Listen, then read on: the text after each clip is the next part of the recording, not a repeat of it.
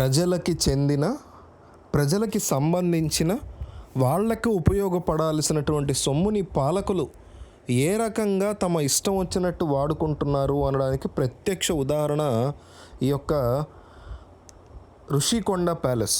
550 కోట్లతో మహారాజు శ్రీ జగన్మోహన్ రెడ్డి గారు ఉండడం కోసం తయారు చేసినటువంటి ఒక గొప్ప ప్యాలెస్.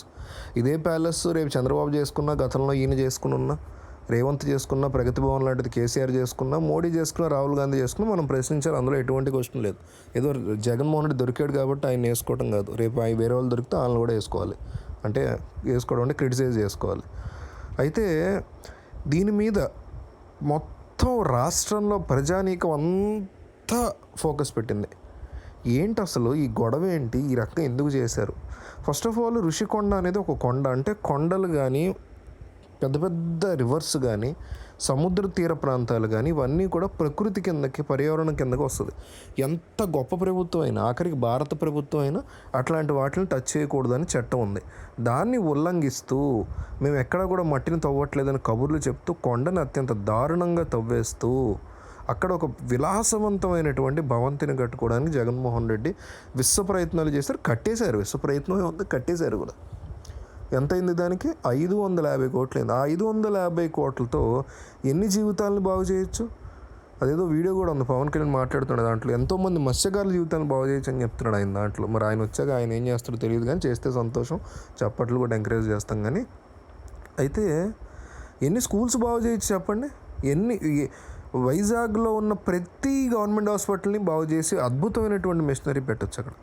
ఇట్లాంటివి ఏది కూడా ఆలోచించకుండా తన విలాసాల కోసం చేసుకోవడమే కాకుండా కోర్టులకి అబద్ధపు మాటలు చెప్పడం, కోర్టులో కూడా ఎక్కడికక్కడ అబద్ధాలు చెప్పడం.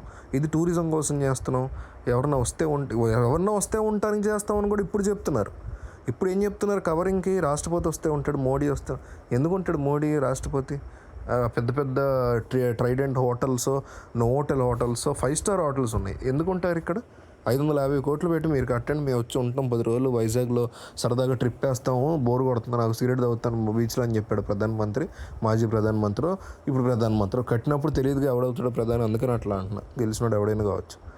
అయితే దీని మీద నిజాలు తేల్చడానికి ప్రజలకి క్లియర్గా తన నోట్లోంచి నిజాలు చెప్పడం కోసం చంద్రబాబు నాయుడు ఇక్కడికి రాబోతున్నారు త్వరలో, కొన్ని గంటల్లో. నేరుగా ఈ ఋషికొండ ప్యాలెస్ ముందర కూర్చుని మరి దీని మీద జరిగే అన్యాయాల గురించి ఆయన ప్రెస్ మీట్ పెట్టబోతున్నారనేసి మనకి స్ట్రాంగ్ సమాచారం వస్తుంది. జరగాలి. వచ్చి ఒక బాధ్యతాయుతమైన ప్రస్తుత ముఖ్యమంత్రిగా, అత్యంత బాధ్యతాయుతమైన మాజీ ముఖ్యమంత్రి గురించి ఖచ్చితంగా నిజాలు చెప్పాలి. ఆ ప్లేస్లో జగన్ ఉండి ఈ ప్లేస్లో జగన్ ఉండి ఆ ప్లేస్లో చంద్రబాబు ఉన్న మనం ఇదే రకంగా డిమాండ్ చేయాలి.